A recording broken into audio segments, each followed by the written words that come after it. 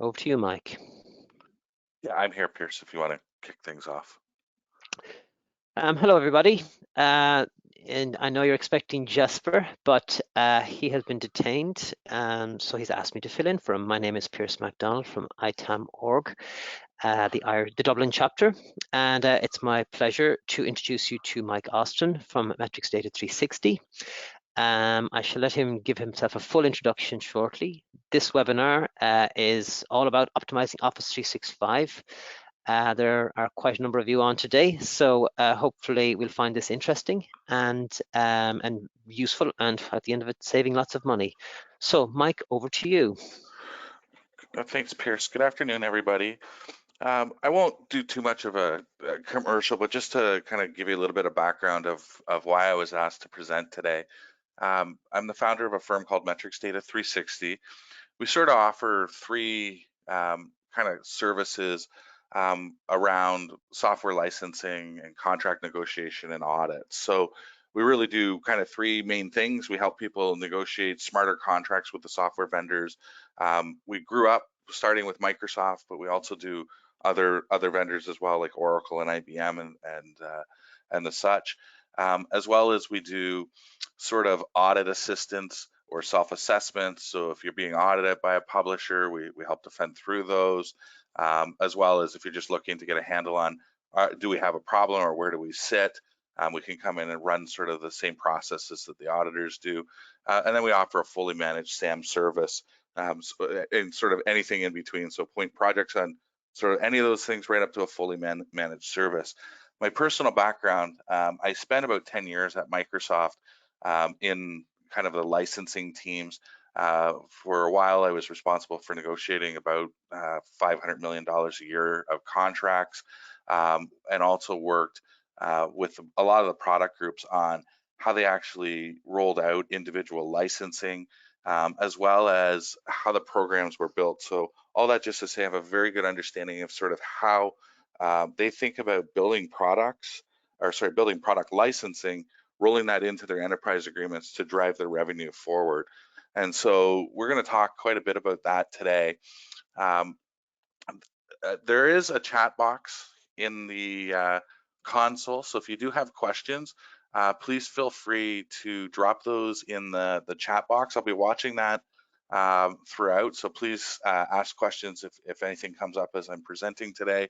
I'm happy to try and answer them throughout the presentation. If I miss them, I'll try and loop back to them at the end of the presentation. I'm also going to hopefully leave a couple of minutes at the end that if there are any questions, I can answer those as well. So one of the things I just wanted to say is, you know, if you're here, you're probably interested in Office 365, either responsible for administering it, responsible for the licensing or negotiating that. So one of the things that I will say is that every customer's contract with Microsoft is somewhat unique. So if something I say today doesn't sound right for your scenario, it may be that your contract is slightly different. Just ask a question to get a clarification. And when it comes to that, what I mean is, for the most part, the enterprise agreement, you know, there are concessions and things like that that you can negotiate with Microsoft, but maybe you're not buying off of the enterprise agreement. Maybe you're buying off the cloud solution provider or CSP program. Maybe you have a government contract that's slightly different than the corporate contracts. The product mixes make a big difference, and we're definitely going to talk about that today. But you know, if you do have questions or something doesn't quite sound right for your scenario, please feel free to ask me some clarifying questions. Obviously, can't go too deep on individuals' unique scenarios with Microsoft, but I will try and clarify if something doesn't seem right based on your scenario. So today I'm going to go through how to actually drive cost out of Office 365, and there are a number of different ways to do that. I'm going to talk about how you can do that, when you can do that, what your contractual rights are. So there are certain things that we're going to talk about today that you contractually have every right to do. Other things may be something that you need to go and negotiate with Microsoft. We'll talk about the type of data that you're going to need. We'll show you how we actually use that data to actually drive at savings. and then we'll get into some Q&A.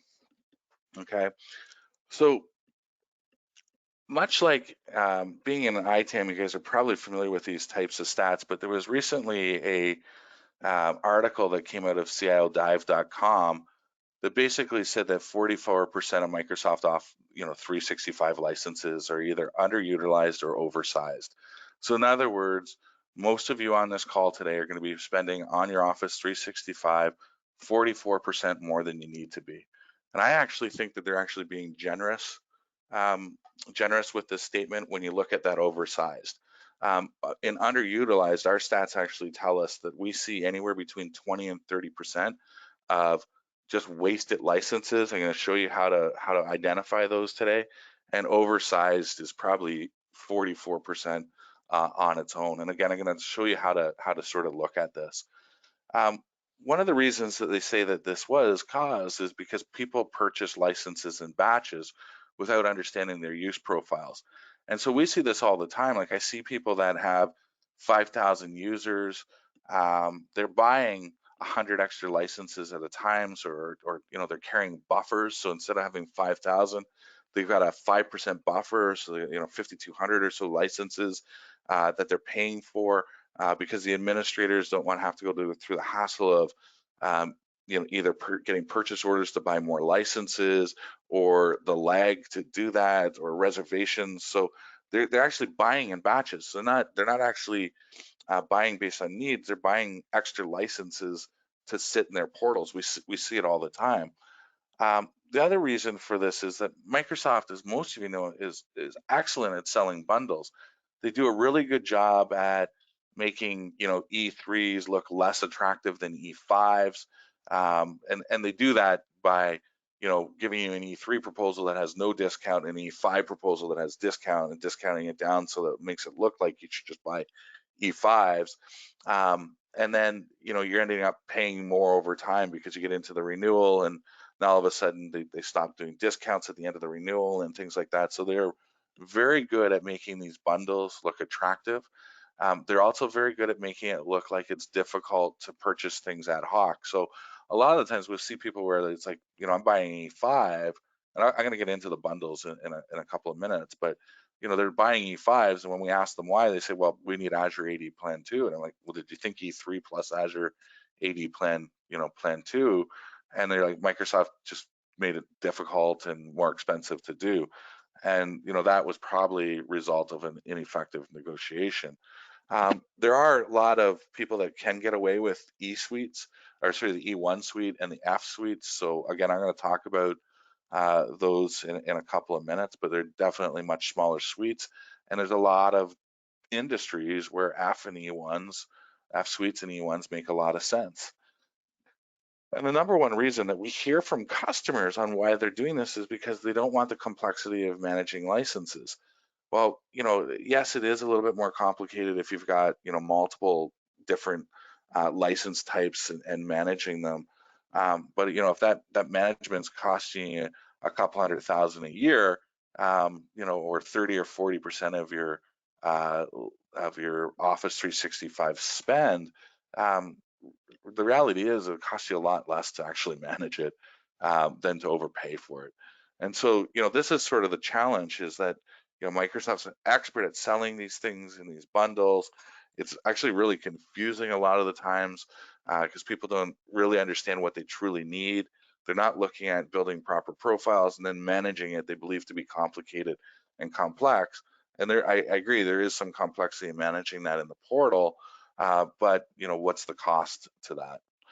So one of the things that I always tell people is, with Microsoft, you have to start everything with your actual contracts. So today I'm going to talk a lot about the EA, but these concepts flow through to CSP with some differences, or some of their other programs, okay? So one of the key things to know about Microsoft in their contract is that they have different terms and different rights associated with those terms, okay? So for example, everybody's probably familiar with the fact that they have what they call qualified users in the EA. And basically they define that as any employee, consultant, contingent staff who uses a qualified device, or accesses any server requiring an enterprise product client access license or enterprise online service. Okay, so basically what does this mean? It means that any employee, consultant, or contingent staff of yours that accesses Exchange, Windows servers, SharePoint, Teams, any of those requires a license of an enterprise product. Qualified device is basically any desktop that's capable of running Windows or Office locally or in a virtual environment. So pretty much all of your employees are qualified employees. Now they do say unless there's an exemption in the qualified users in the product terms, okay? So this is an important concept, and I'm going to talk about this because if you look in the product terms, a qualified user exemption, so this is the product terms for the E-plans. If you look in the user exception, an F-only user is a qualified exemption, okay? So what does that mean? That if I buy an F plan for a user, they are not considered an enterprise qualified user, where in the EA, all qualified users have to have 100% of the enterprise products purchased for them. So in essence, what that means is every single one of my users, unless I can exempt them with being an F, needs to have either an E1, an E3, or an E5. Okay, so right across the board, this is how they start with you, is they force everybody to purchase E plans across the board. Okay, now with an F plan, there is a thing that says they cannot use a dedicated device. Okay, so in order to be exempted, I have to be able to use an F license. So we'll talk about the restrictions on what's in F here in a second, but they can't use a dedicated device. So these are going to be employees that use kiosks, maybe have a device that's shared on shift work, like in a call center. If you got like a call center with 3 or 4 shifts going through it, and people use the same device, a kiosk in a, I don't know, healthcare organization like nursing stations, manufacturing on the shop floors, you know, those sorts of things. So people that do not have their own device, I think Microsoft defines it as they do not use a device greater than 50% of the time. Okay, so if it's greater than 50%, then you know it's considered a dedicated device. If they use it less than 50%, it's considered a shared device. Okay. So the next thing that I wanted to talk about in the contracts is what they say you can do from a reduction perspective. So again, if this, I just found an EA agreement online. It was one of the governments in the US. So everybody's language will be similar to this, but if yours is a little bit different, you know, you just go and read your section on subscription reductions here, okay?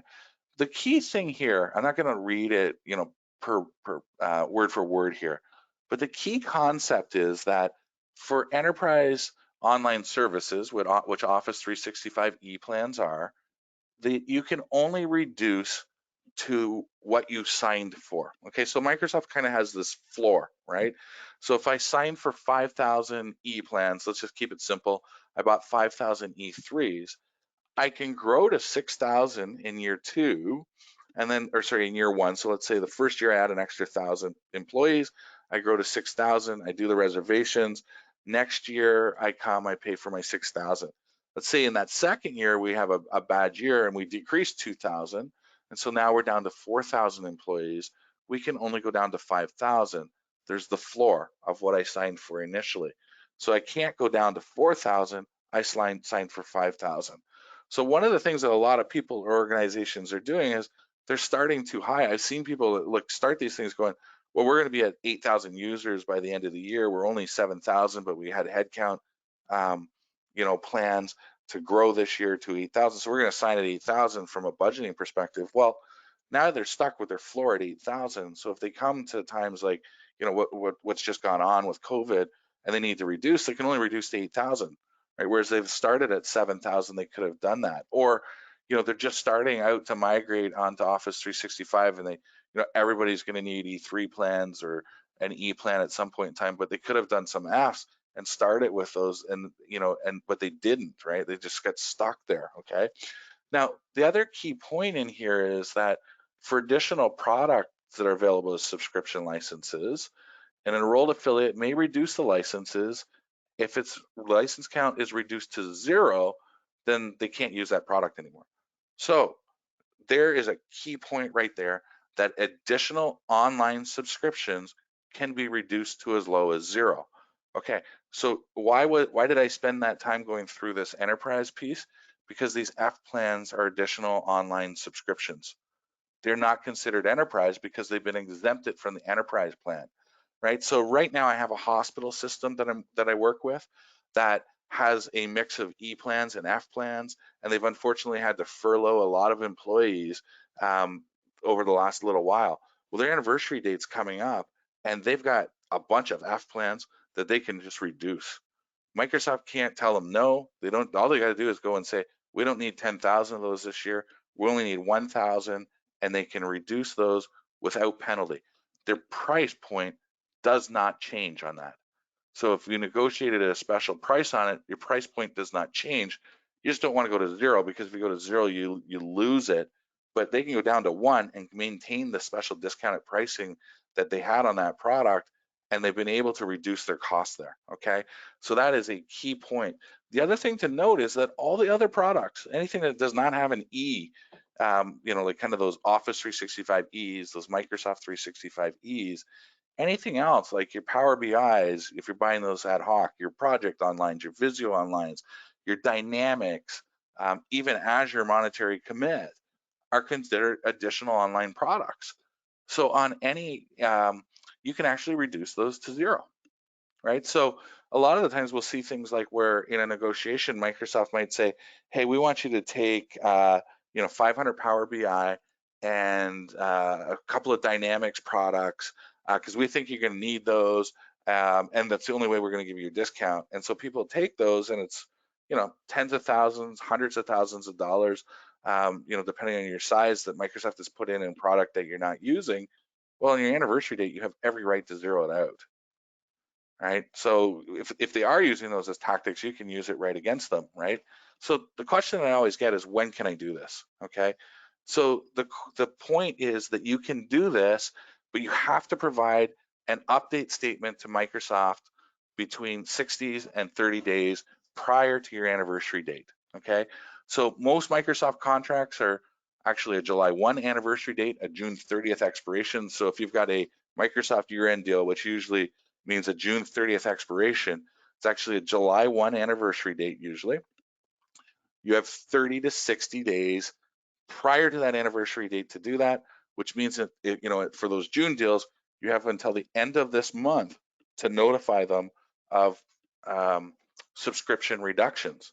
So if coming out of this, if you're an organization that has unfortunately had to furlough people right now, and your anniversary date is in July, you have an opportunity potentially to reduce things that you're not using by just notifying them with a update statement. Again, these additional online services, and on your CPS, if you're familiar with those, on your CPS, there's basically 2 sections. There's section 1, which is kind of like your perpetual licenses. So those will be sort of the on-prem stuff. So your Windows servers, your SQL servers. Section 2, so you're gonna have on-prem year 1, and then you're gonna have section 2, which is gonna be your online subscriptions. What you're looking for is anything in that additional online subscriptions, anything that is under that section falls under this clause and can instantly be reduced, right, on your anniversary date by giving them at least 30 to 60 days notice. Now, if your anniversary is in December, or you need to reduce E1s, if you can wait until December to reduce, you can. If you need to get cost out sooner, or you need to reduce E plans, the contract says you can't do that. So those would become a negotiation. So what I always say is, you can negotiate anything with Microsoft. The question is, how hard can you push them in order to make them do that? So we've had people reduce E3s, but it's been a tough negotiation, and they've had to negotiate, and they need to build really good business plans to do that. Okay. So we talked about contractual. I know this chart is tough to see, but I want to use it just to illustrate, and it's a little out of date, but it's a good one to sort of just look at. on how Microsoft packages up their products here, okay? And when you're doing profiling, which I'm going to talk about here in a couple of seconds, you really want to understand this sort of chart. So finding one online is tough to do, but you can sort of create them. We keep this up to date for our use, but we've sort of changed it recently, so it's just not quite this way. But you know, the part of the challenge with keeping it up to date is Microsoft frequently changes things. Like they just made a bunch of changes in April.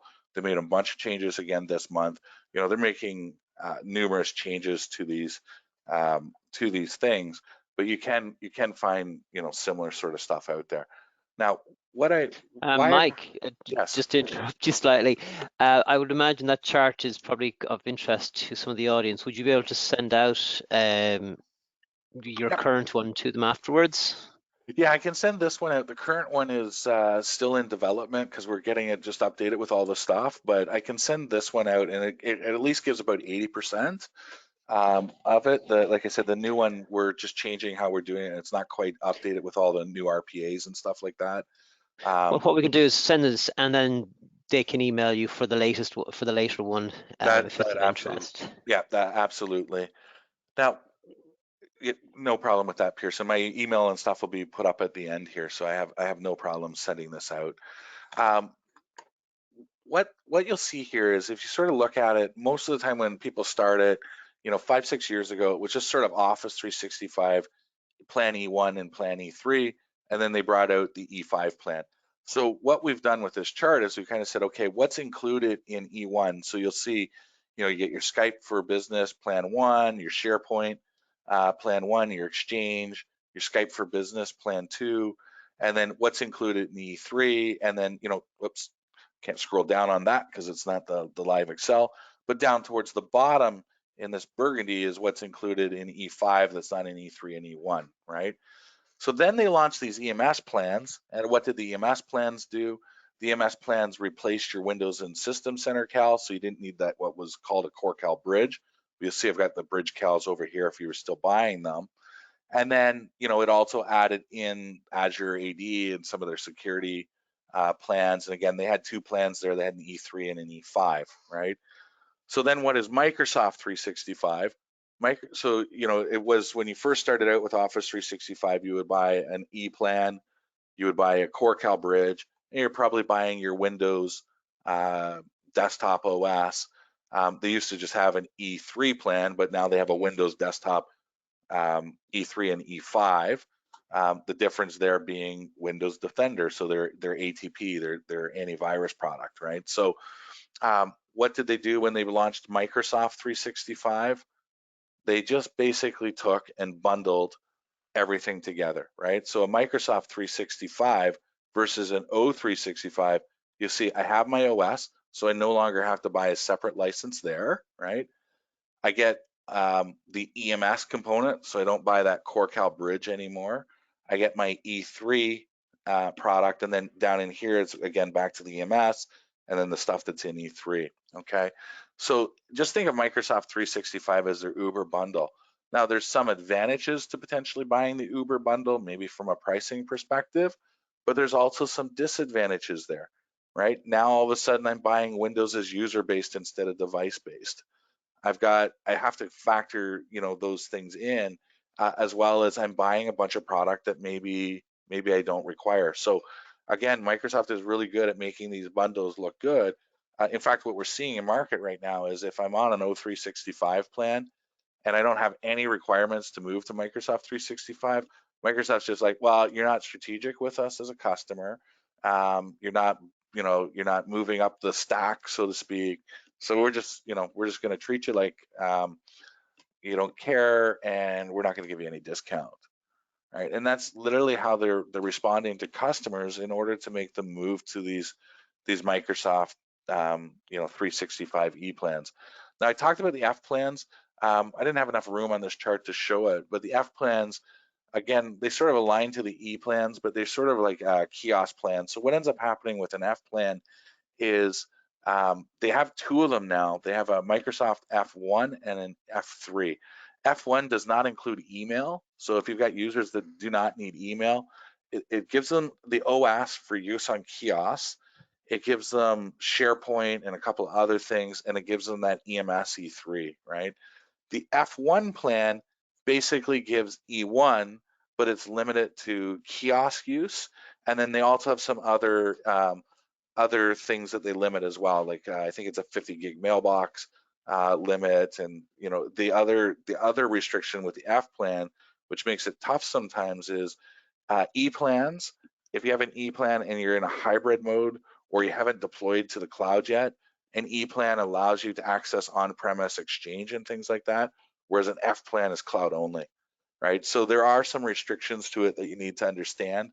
But we like to use this chart so that when we're looking at Office 365 data, we can actually, take a look at what do my users need? Do all my users need all of these components? And then we can look, we can look at those, okay?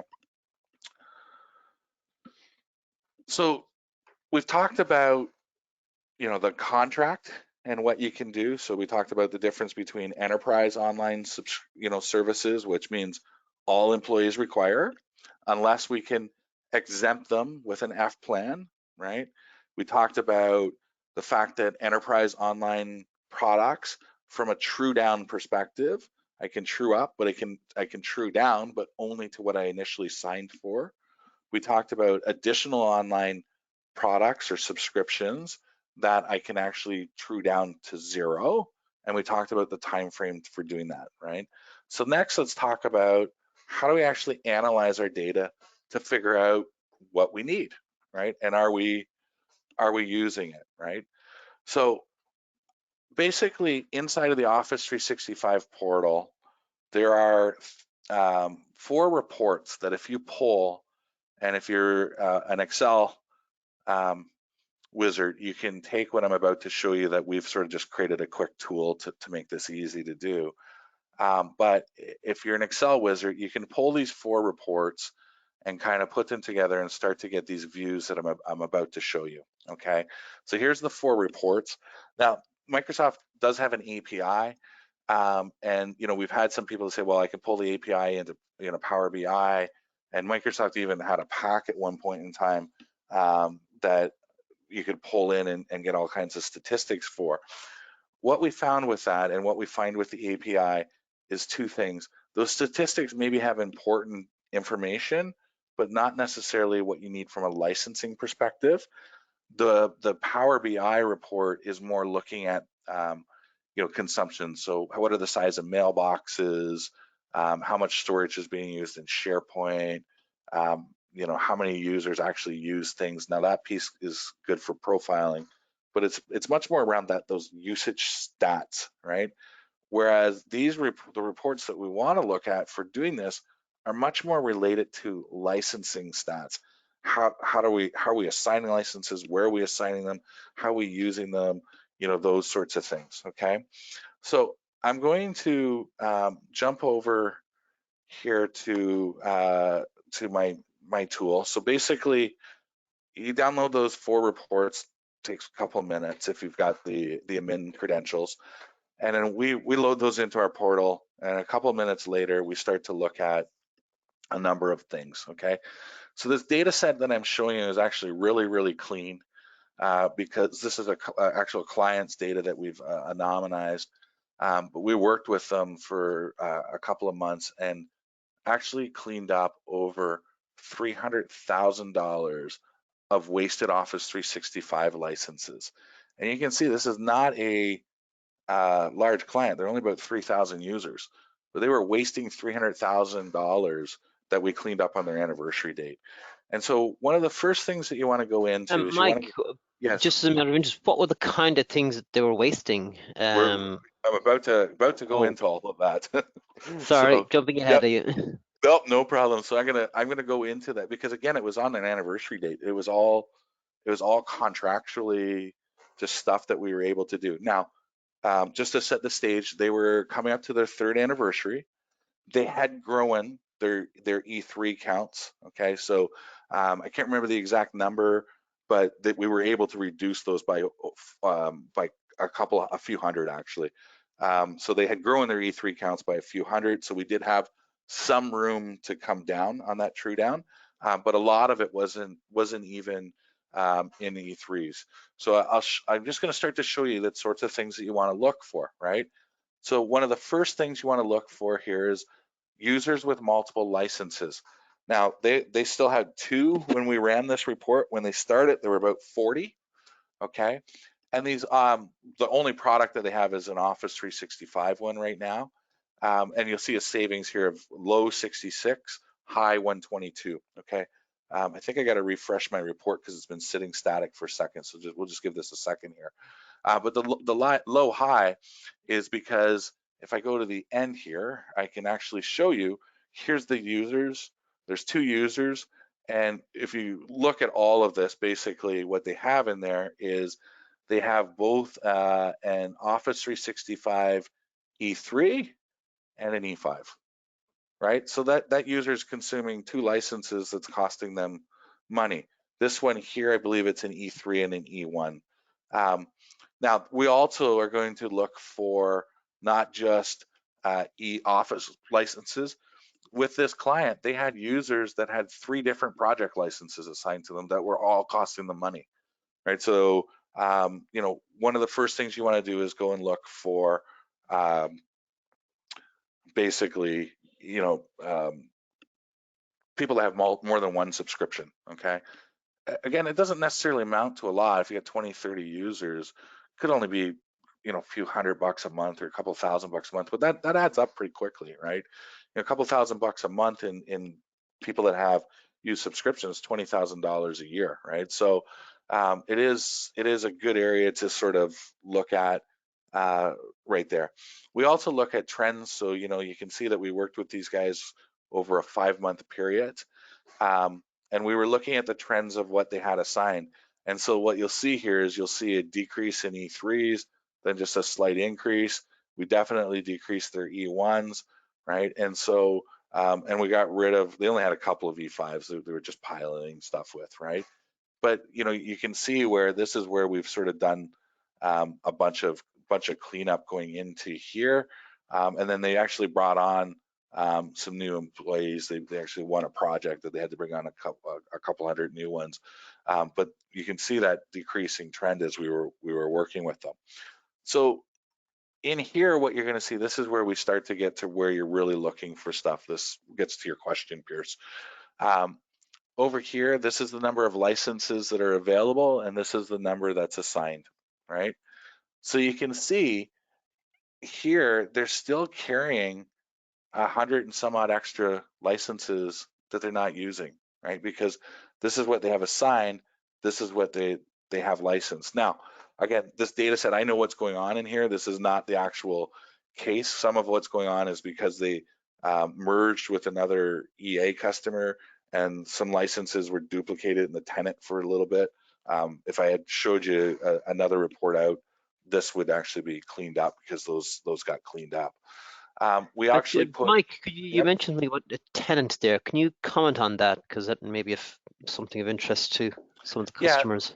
So when Are you the set guys up, here? so when you set up Office 365, it goes into a tenant, right? So like ours is metrics data on Microsoft.com is our tenant, I think, or something like that, right? So you set up a tenant.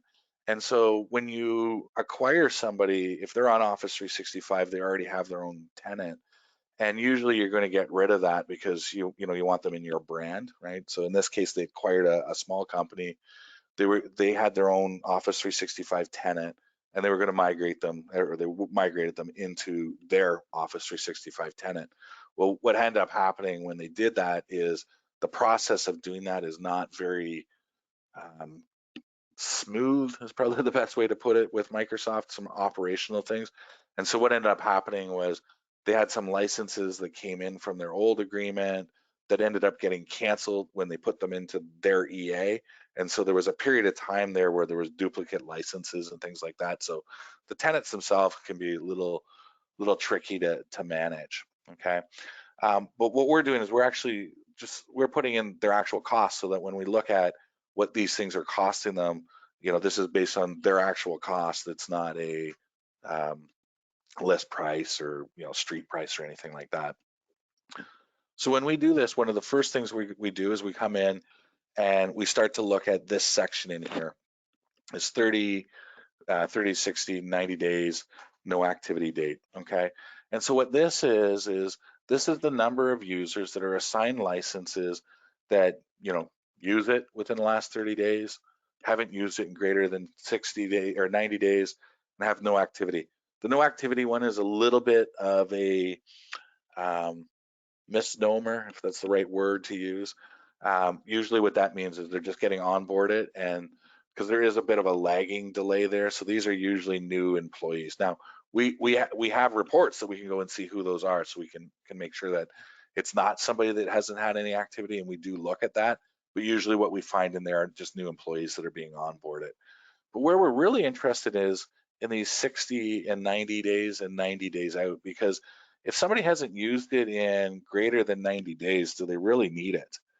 Right? And so we go and clean this up. Now with this client, I told you we saved them a ton of money. You'll see that there's no project out in that out there anymore. They had hundreds of licenses of project because they're an engineering firm. They just thought people needed it. And so they had hundreds of licenses for Project Online that just weren't being used. And so we went in and we did an investigation. It's not just a simple, they weren't using it, let's pull them back, because were they using it to cover on-premise use rights? Because there are some scenarios when that happens. What was it? Why weren't they using it? And so we did some investigation with them, and we basically were able to pull out back all of their Project and Visio licenses that weren't being used greater than 90 days. And so now they watch this report, because what happens a lot of times, somebody comes in and says, I need project, it's approved, they use it for 2-3 months, and then they don't need it anymore. So they watch this report every month now, and when they start seeing these things, they're going to go out and basically, check with those users to see if they still need them, and if they don't, they can pull those back, right? So what ends up happening is, if they've got right here 160 and they only own 90 on their anniversary date, if that's the case, they're going to take this down to 90, right? Because they don't need those 70, and they can reclaim 70 times six, $6 times 12 a month, right? And that adds up really, really quickly. Or now they've also freed them up so that if somebody else comes in, they're not all assigned. And if somebody comes in and says, I need it, they can assign a license, and there's no reservation, there's no incremental cost, right? But by managing it this way, what ends up happening a lot of times is if you're not reclaiming them and you have extras, then you go out and re-sign, and you're like, okay, we'll clean up later. As soon as you reserve a reservation, so reservation happens when, I have 366 I can assign. As soon as I assign the 367th, Microsoft bills me for that.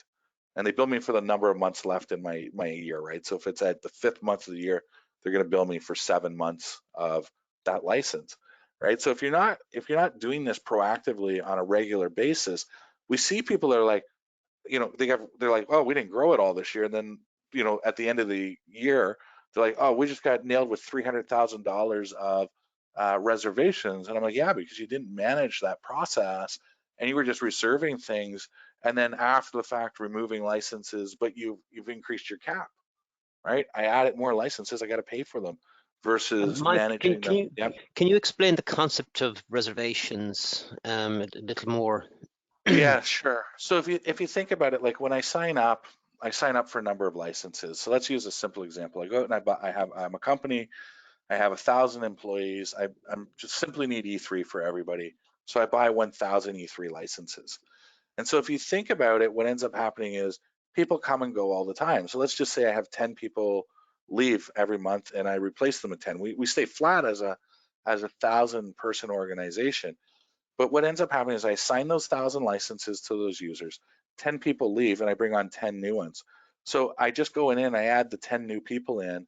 So now I'm at 1,010, and I haven't taken those 10 people that left out.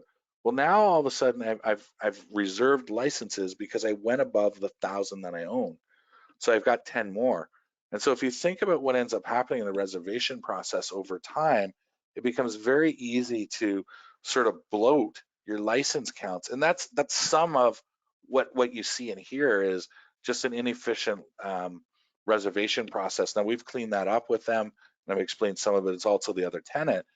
But you start to think about larger organizations. Like if you've got a 2 or 3% attrition rate in normal times, and you're 30, 40,000 employees, I mean, you're talking about 600-700 licenses at a time that you can easily get over. And if you don't go out and unassign the licenses from people that left, so a lot of organizations leave it for 90 days. And so they might be ending up forced to carry 6, 7, 8% more licenses than they actually require just because of an inefficient process, right? So And it's not, so that reservation, it's not just for the month. You've actually pushed the limit. You've pushed the upper boundary, as you say, from 1,000 to 1,010 or yeah, 10,000 and whatever, and you're stuck with that till the end of the year, basically. Is that correct. And Because that's what makes it so expensive, and I guess an unbudgeted cost.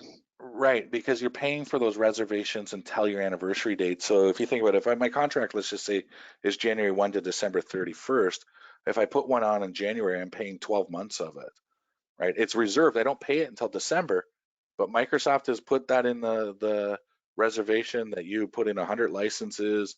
They're $10 a month, and it's times 12, so it's 100 times 120. And then next month you come in February and put on another 100. It's February, it's 100 times 11 times the 10, right? So it kind of accumulates, right? And so as a sort of as a SAM professional, this is definitely an area that process improvement can really help, because what ends up happening, this next section over here, blocked users, right? So basically what happens with blocked users is when you offboard people, you put them in a block status so they can no longer get in. Now, usually what happens, you offboard, you block them, right? Depending on your process, if you leave them in block status, they're consuming licenses, right? So right here, they've got 15 people on E1 and 27 people on an E3 that are no longer with the company, that they're paying, $500 a month for those licenses to leave them in block status, okay? Because you pay for those licenses. It is not uncommon. This is a very clean data set. It is not uncommon for us to see 10 and 15% of their actual licenses in this block status. So a lot of times I'll have conversations where people are like, Mike, we have 10,000 employees, but for some reason we're always carrying 12,000 Office 365 licenses. Because here's one of the frustrations with Microsoft, right, that I have. I just think it's something that they do that is just horribly wrong. We talked about at the beginning qualified users and how I count those and pay for all my E3s for employees. So I buy licenses based on qualified employees, but the Office 365 tenant consumes subscriptions. So a blocked user is no longer an employee because they're not an employee, but they're consuming a subscription. So Microsoft makes you pay for them, right? So this is an area that I suggest everybody go look at, because when I look at organizations, 8 out of 10 have issues here. 1 or 2 of them, have done a good job managing it, right? So there's definitely process improvement area in here. And I would say you should never see a blocked project, or Visio or anything like that. Sometimes blocked is there because there's also legal hold policies and things like that that force sometimes organizations to leave these in blocked, right? But I'd say, do you really need an E3, or is it just your Exchange mailboxes? If that's the case, go buy an Exchange Online plan, and drop that cost from $20 a month down to $3 or $4 a month, right? So there's even things to do if you're doing it for legal hold, because that's one of the pushbacks I get quite often. But I would say, like, definitely all these other things, there's no reason to be having blocked project in Visio. Just make your process that if they leave, those subscriptions automatically get put back in the pool. Now, I'm not saving that money because I can't get rid of it until the anniversary date, but I'm putting it back in the pool so that somebody else needs one. I'm not reserving more, and I'm putting myself in a position that on my anniversary date I can get rid of those things. Okay. The other area that you really want to be looking at is service account users. Okay, and service account users are non-humans that are assigned Office 365 accounts. We see them all the time. Now, there are a couple of use scenarios because of the way the tenant works that you just have to assign service accounts to certain things, but not always. Okay, so a lot of the times it's just I didn't realize it. I put E3 or an E1 on some group mailboxes, right? Well, the only reason you would do that is if the group mailbox goes beyond the size of the free one, which I can't remember off the top of my head. And then even then I'd be like, why are you putting E3 or an E1? Just put an Exchange Online plan on that group mailbox, right? So there are certain reasons why you may have service accounts, or I call them service accounts, but really probably a better way to name this would be non-humans that are assigned licenses. Where we see this a lot is applications. So you might have Office on a server where an application is using Excel to spit out a report, and the way that the Office 365 shared activation works doesn't technically work very well, and so they'll just put a subscription, a service account to it, so that it just always works. It's not calling home or whatever the technical reason is that it doesn't work. But again, with this customer, when we looked at this section, so you can see here, like they're still at $3,000 a month, so $36,000 a year in non-humans that they have licenses assigned. Again, I go back to that. That just irks me because it should be based on people, not on subscriptions that the tenant consumes. And I think Microsoft should fix that, but they're still paying $36,000 a year for service subscriptions. When we first started this was almost $10,000 a month, and so we've cleaned it up quite a bit. They've had some stuff in this that slipped back in this report that we since cleaned up, because again, why do you need a domestic calling plan on there? There's just certain things that you start to go in and look at, and it's like, why are service accounts assigned this? Now, my process is not 100% perfect in here either. I can show you the users, but we're kind of running out of time. I can show all the users that fall into this. And so when we look for service accounts, we have certain algorithms that we run that we look for that, which aren't always perfect, because you might have like an A dash and then a person, and we would see that in our logic as potentially a non-human. But we are finding 80% of them are service accounts. But again, we got to go through and make sure those aren't people, because running an algorithm is not perfect, right? Mike, Yes. so really the attendees here could do this themselves by running off the reports you mentioned in the previous slide and exporting this data.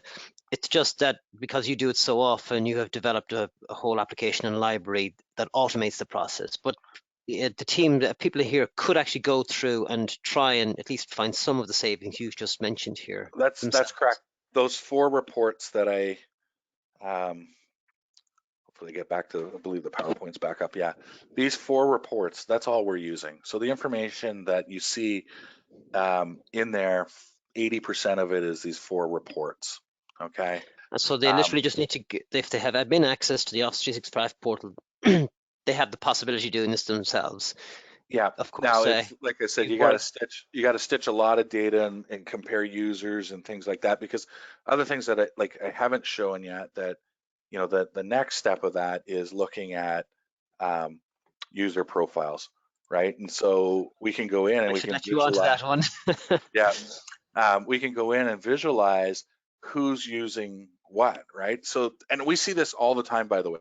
I can go in and say, everybody using Office 365? Yep, everybody's on Exchange Online.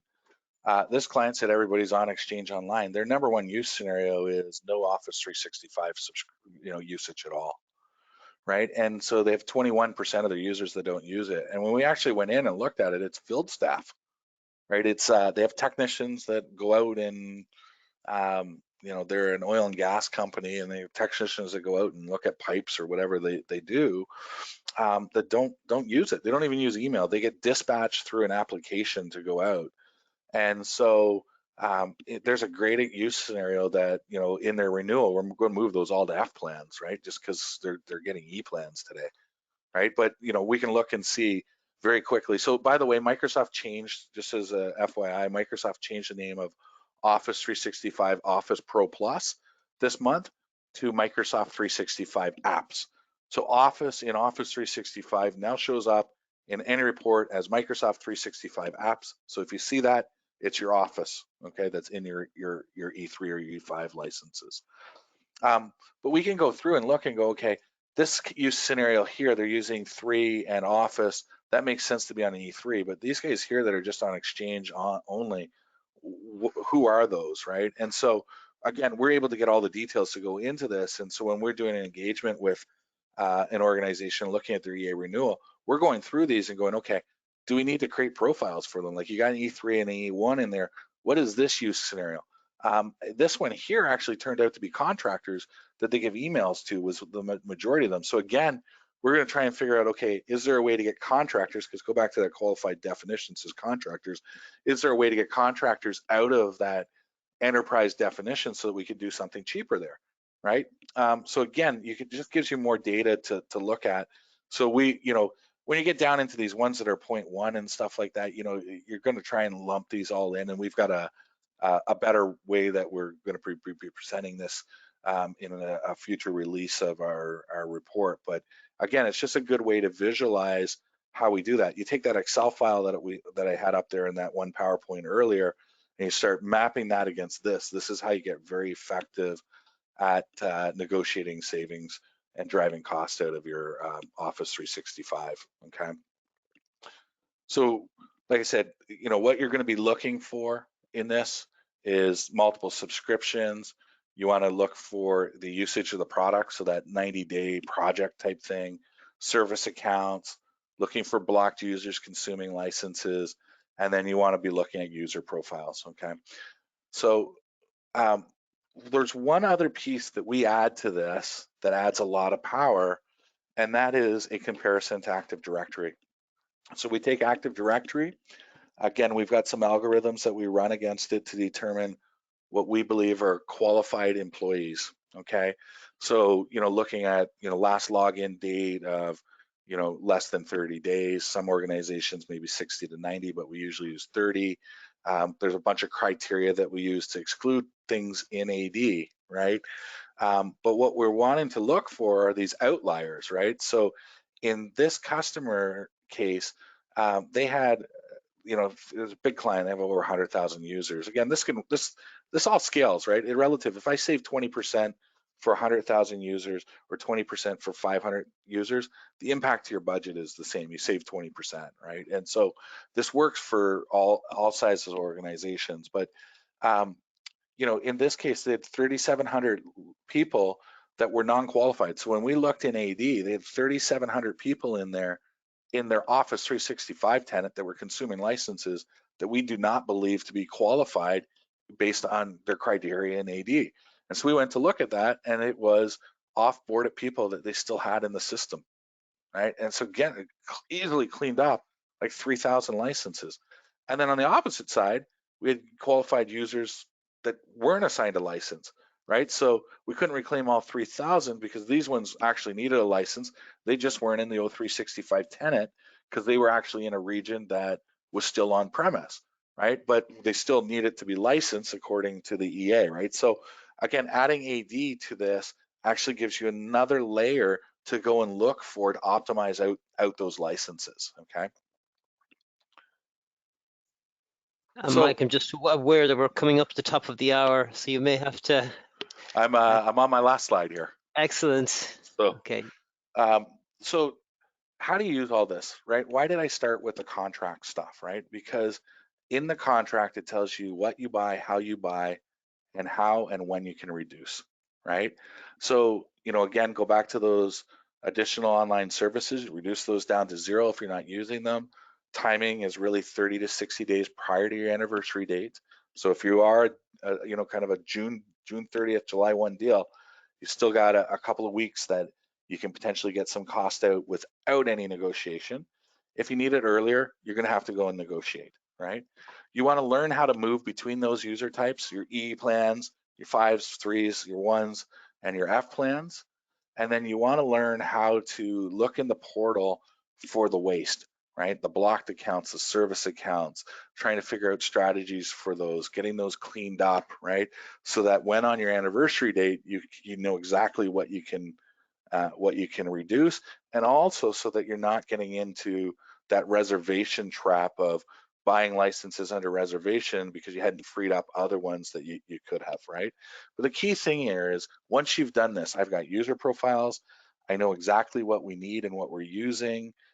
I now have the data to be in the driver's seat to negotiate with Microsoft.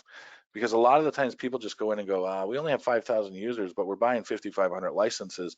And Microsoft goes, okay, thank you, right? Like you have to have the data, you have to be able to present it back to Microsoft in a way to make them understand, kind of what you're doing, but also so that you don't even have to negotiate, right? So I now know why I got 5,500 users. I got a bunch of blocked, I got a bunch of service accounts. I'm gonna clean that up and I'm gonna get down to 5,100, right? And then I'm gonna go to Microsoft and tell them that their contract says this and it's that, and they're gonna try and negotiate them to give me 100 licenses free or get some discount or something like that, right? So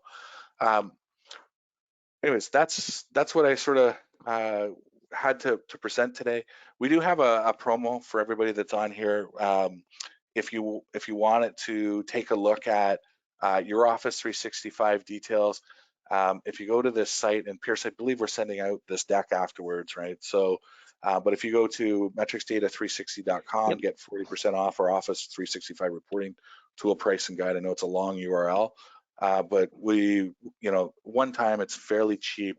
You'll definitely find more than enough savings to justify having us take help you through that, to take a look at this if you want some help to look at it. Like I said, you can get those reports, and if you're really good with Excel, what I showed you, you could figure out how to do yourself. But if you'd like to run it through our tool, we've got a promo on for you guys. Okay, Mike, thank you very much. Can you see the questions on your side, Mike? Or shall I read them out to you? Yeah, if you want to read them out, because I don't think they were coming through to me. Okay, so the first one, and I'm doing my best here. Does F1 product support work on Office 2013 Pro Plus Outlook client? So the F1 actually does not allow you to use Outlook client at all. It's only OWA. So it's web-based only. Okay. So it is one of the things, like if you're looking at F plans, there is some, that's why I say you got to look at the restrictions in these things, because that might mean you need to change your work process. Now, it may also mean you don't have to, depending on what perpetual licenses you have, right? So might not need to be done right away, but you should be looking at that as moving to OWA only at some point in time if you're going to use the F plans.